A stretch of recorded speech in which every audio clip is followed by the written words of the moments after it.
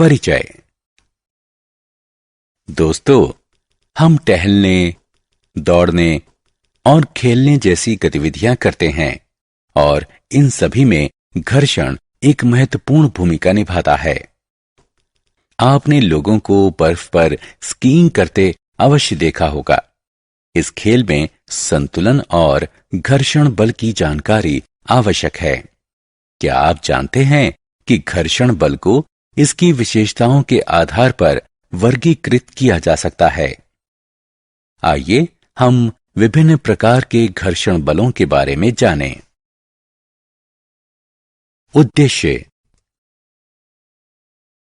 इस पाठ के अंत में आप निम्न करने में सक्षम हो जाएंगे: घर्षण के प्रकार का वर्णन करना, घर्षण के लाभ और हानि की चर्चा करना, घर्षण बढ़ाने या घटाने के तरीके बताना। घर्षण के प्रकार। घर्षण को 4 प्रकार में बांटा जा सकता है: स्थैतिक घर्षण, सर्पी घर्षण, लोटनिक घर्षण और तरल घर्षण। स्थैतिक घर्षण और सर्पी घर्षण। जमीन पर पड़ी हुई गेंद विरामावस्था में है। इस समय इस पर स्थैतिक घर्षण काम कर रहा है। दो धरातलों जो कि तुलनात्मक रूप से परस्पर विराम की अवस्था में हैं, इनके बीच लगने वाले घर्षण को स्थैतिक घर्षण कहते हैं। स्थैतिक घर्षण में पिंड में कोई वास्तविक गति नहीं होती। स्थैतिक घर्षण में स्थैतिक घर्षण बल आरोपित बल के बराबर होता है। स्थैतिक घर्षण विराम में पड़ी हुई वस्तु के सरकने की शुरुआत के साथ ही समाप्त हो जाता है। जब हम गेंद को धकेलते हैं तो यह चलना शुरू कर देती है। जब कोई वस्तु धीरे धीरे सरकती है या संप्रण करती है तो उस समय लगने वाले घर्षण को सर्पी घर्षण कहते हैं।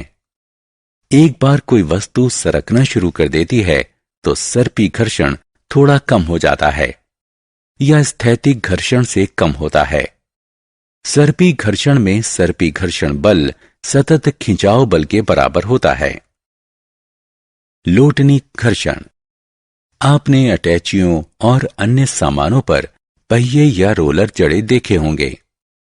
ऐसे सामान को कोई बच्चा भी खींच सकता है। ऐसा क्यों होता है? आइए पता लगाएं। रोलर घर्षण को कम कर देता है और रोलर पर स्थित सामान को लोटन कराता है। किसी वस्तु को दूसरी वस्तु पर सरकने की तुलना में लोटन करना सदैव आसान होता है। यही कारण है कि रोलर जड़ा सामान खींचना सुविधाजनक होता है। किसी वस्तु में लगे रोलर और धरातल के बीच लगने वाले घर्षण बल को लोटनिक घर्षण कहते हैं। क्योंकि लोटनिक घर्षण सर्पी घर्षण से बहुत कम होता है, इसलिए अधिकतर मशीनों में संपरण को बॉल बेयरिंग की सहायता से लोटन में प्रतिस्थापित कर दिया गया है। छत के पंखों तथा साइकिलों में धुरी तथा नाभि के बीच वॉल बियरिंग का उपयोग इसके सामान्य उदाहरण हैं। तरल घर्षण। सिर्फ धरती ही घर्षण बल नहीं लगाती, बल्कि वायु और जल भी घर्षण बल लगाते हैं। विज्ञान में गैस और द्रव का सामान्य नाम तरल है। आइए तरल घर्षण के कुछ उदाहरण देखें। मछलियों का रेखीय शरीर उनके शरीर और जल के बीच घर्षण कम करने में सहायता करता है। नाव और जलपोत आगे से पतले और बगल में ढलाव वाले होते हैं। इसे रेखीय आकार कहते हैं। रेखीय आकार तरल माध्यमों में घर्षण को कम कर देता है, जिस माध्यम में से ये वस्तुएं गति करती हैं। जल तैर रहे जलपोत पर घर्षण लगाता है। तरल घर्षण। रात को स्वच्छ आकाश में उल्का देखी जा सकती हैं। ये आकाश में तैरता हुआ शैल का छोटा टुकड़ा है, जिसे उल्का पिंड कहते हैं। क्या आप जानते हैं कि इसमें आग क्यों लग जाती है? जब एक उल्का पिंड अंतरिक्ष से फिसलकर पृथ्वी के वायुमंडल में प्रवेश करता है तो यह वायु से प्रतिकूल घर्षण करता है। उल्का पिंड की गति अत्यधिक तीव्र होती है, इसलिए वायु में आते समय इसका घर्षण भी बहुत ज्यादा होता है। इससे ऊष्मा उत्पन्न होती है और पिंड ज्वाला के रूप में जलता है। जलता हुआ उल्का पिंड अपने पीछे एक लकीर छोड़ता है। वायु में उड़ते हुए वायुयान घर्षण का सामना करते हैं। क्योंकि वायुयान तेज चलते हैं, इसलिए उनके और वायु के बीच का घर्षण अत्यधिक होता है। उड़ते समय ये वायुयान घर्षण बल के कारण गर्म हो जाते हैं। यात्रियों को सतह पर उत्पन्न गर्मी से बचाने के लिए वायुयान का भीतरी भाग ऊष्मारोधी होता है। ये याद रखना चाहिए कि माध्यम जितना विरल यानी पतला होगा, घर्षण बल उतना ही कम होगा। माध्यम जितना सघन यानी मोटा होगा, घर्षण बल उतना ही ज्यादा होगा। घर्षण के लाभ। घर्षण लाभदायक भी है और हानिकारक भी। हम चल पाते हैं क्योंकि घर्षण हमें फिसलने से बचाता है। जब हम धरती को अपने पांवों से धक्का देते हैं तो घर्षण धक्के को आगे प्रतिक्रिया देता है और हमें आगे धकेल देता है। हम लिखने में सक्षम हैं क्योंकि कलम की नोक और कागज के बीच घर्षण है। माचिस जलाना घर्षण का एक अन्य उपयोगी प्रयोग है। जब हम माचिस की तीली को माचिस के डिब्बे के खुरदरे भाग पर रगड़ते हैं तो उनके बीच के घर्षण से ऊष्मा उत्पन्न होती है।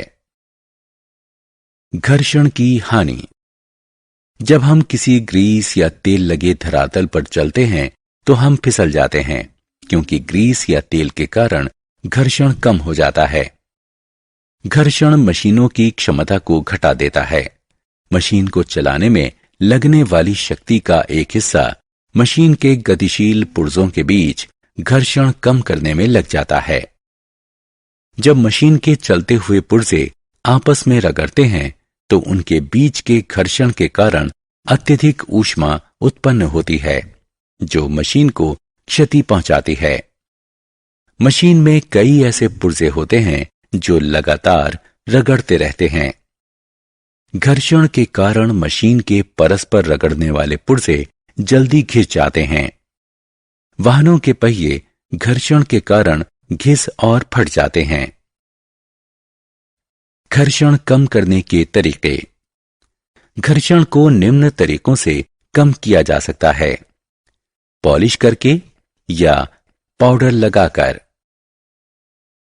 हम खुरदरी सतह को पॉलिश या पाउडर लगाकर चिकना बना सकते हैं। चिकनाई के कारण सतह का घर्षण कम हो जाता है। बाल बेरिंग का प्रयोग करके। बाल बेरिंग एक खोखली गोल आकृति वाले यंत्र होते हैं जिसमें धातु की छोटी छोटी गेंदें होती हैं, जो कि धुरी की तरह एक मशीन के घूमते हुए हिस्से के चारों ओर लगाए जाते हैं। बाल बेरिंग सर्पी घर्षण को लोटनिक घर्षण में बदलकर घर्षण को कम कर देते हैं। रोलर और पहिए का प्रयोग करके। बहुत सी भारी वस्तुएं जैसे भारी सूटकेस में घर्षण कम करने के लिए छोटे पहिए जड़े जाते हैं, जिसे रोलर कहते हैं, ताकि उसे आसानी से खींचा जा सके। रेखीय आकार द्वारा। कार, हवाई जहाज और रॉकेट का आकार घर्षण कम करने के लिए रेखीय यानी स्ट्रीमलाइन्ड बनाया जाता है। नाव तथा जलपोत का आकार भी जल में घर्षण कम करने के लिए रेखीय बनाया जाता है। सारांश। आइए हमने जो कुछ सीखा है उसे संक्षेप में दोहराएं। सर्पी घर्षण स्थैतिक घर्षण से कम होता है। लोटनिक घर्षण सर्पी घर्षण से कम होता है। नाव और जलयान जल से गुजरते समय जल से घर्षण बल अनुभव करते हैं और हवाई जहाज और अंतरिक्षयान वायु से। घर्षण बल के कारण संपर्क में आने वाली सतह घिस और टूट जाती है और ऊष्मा उत्पन्न करती है। घर्षण को निम्नलिखित माध्यमों से घटाया जा सकता है। सतह को चिकना बनाकर, रोलर का प्रयोग करके, बॉल और बेलनाकार बेयरिंग का प्रयोग करके, गतिशील भाग में स्नेहक यानी लुब्रिकेंट लगाकर।